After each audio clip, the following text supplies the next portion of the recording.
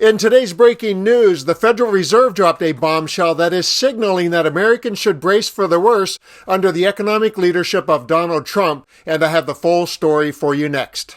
I'm going to begin this report with something that is making the rounds on X. Donald Trump was bloviating again about his tariff measures he says will grow the economy. But Harry Sisson spotted this contradiction that was playing out in real time on the Fox broadcast. Harry's post said, "Watch Fox News display a ticker showing the stock market collapsing while Trump announces tariffs on our allies. Trump is destroying America and our economy. Have a look for yourself."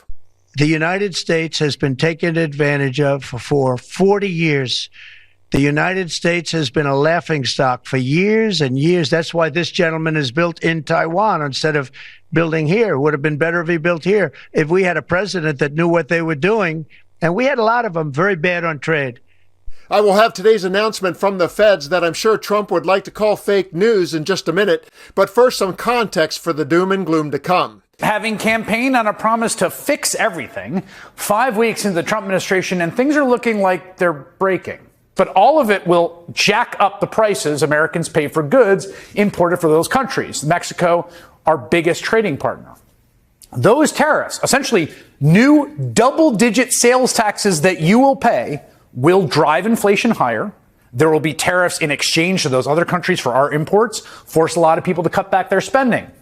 That's worrying the country's top economists. Future trade tariffs, DOGE spending cuts, and rising geopolitical tensions all keeping the markets on edge. How about the economy and pricing? There have been some articles this morning about how, not focusing enough on high prices for the consumer could actually bite him in the end. And I'm wondering how quickly he needs to sort of, that was the centerpiece of his campaign, to ease the pain of the American people in terms of prices. And it doesn't feel like there has been anything directly, at least, to address that concern. No, it's always been the great conundrum for the Trump agenda. Diana Olick's piece just before I came on the home builders and lumber tariffs, combined with tariffs that had been threatened against other countries, certainly raised the prospect of higher prices for consumers, not lower. And so he's got to walk a really difficult tightrope here to deliver on the campaign promises.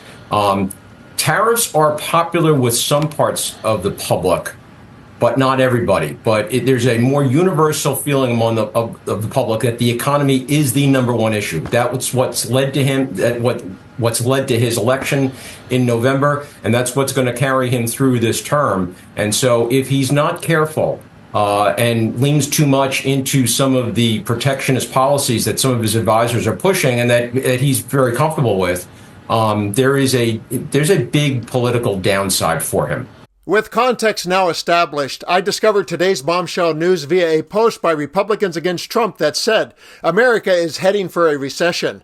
The Atlanta Fed's GDP Now model estimates U.S. real GDP growth for Q1 at minus 2.8%, down from 3.9% just 4 weeks ago. Great job, MAGA. And Newsweek described it this way: Trump gets economic red flag 1 day before address to Congress. The article added, Kevin Thompson, a finance expert and founder CEO of 9i Capital Group, told Newsweek on Monday that Trump should be very concerned about the Atlanta Fed numbers. Mark Williams, a professor of finance at Boston University, told Newsweek that alarm bells should be sounding for the Trump administration amid a growing body of economic data that is pointing to a slowing economy that could move into a recession. It's not the only worrying sign for the economy on Monday. The Dow Jones Industrial Average fell more than 500 points after Trump's tariff announcement. Donald Trump built his campaign around economic revival, promising to curb inflation and boost prosperity, and I'm sure prosperity will still come to the elite class he serves. But it's going to be another story for those in the working class who enthusiastically supported his campaign. We know that Trump will always blame the economic woes on Joe Biden, but experts say this justification has a short shelf life and he will be held accountable. The cracks in his economic promises are already showing, and guess who will bear the brunt? The red cap wearing, flag waving, gullible base. Trump's tariff policies will slow the economy. It will drive up costs on everyday goods, and it will threaten jobs and wages. The acronym FAFO has been trending since he took office, and you can Google it to see what it means, but the last two letters stand for find out, and that's exactly what the cult of Trump is going to do at the bottom of this arrow. I was a dumbass, voted for Trump. It was the worst decision I ever made. I've seen the light, and I got out of MAGA. A lot of us there have seen the light. We have deep regrets. We got Trump, and we know Trump who he is. He's a corporate shill. He's imposed tariffs. That's not a conservative move. That's not even a nationalist or imperialist move.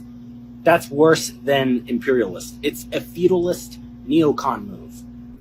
Today, I'm going to sell my Trump stock. Yeah, we voted for Trump in 2016, 2020, and 2024. We live in the Florida Panhandle, and we thought that this would be good for our business. But we're finding out now that we were wrong, and I want to publicly say that we are regretting our votes at this point.